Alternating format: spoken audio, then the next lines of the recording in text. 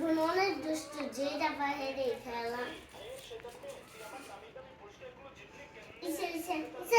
পারতেছে না।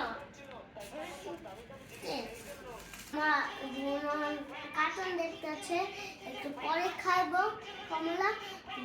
বোন হলো কার্টুনে একবার পাগল। বেবি শার্ক দিদি মোবাইল দেখলে আমার বোন সব ভুলে যায়। এখন গিয়ে খেলতেছে, মোবাইল দেখবে না। নিচে লিঙ্ক আছে, এটা টিপ। আমার ভাইয়া নাই, হলো আমার ভাইয়ার মোবাইলটা টিপেছি। সবাই আমাদের বোনের জন্য দোয়া করবেন।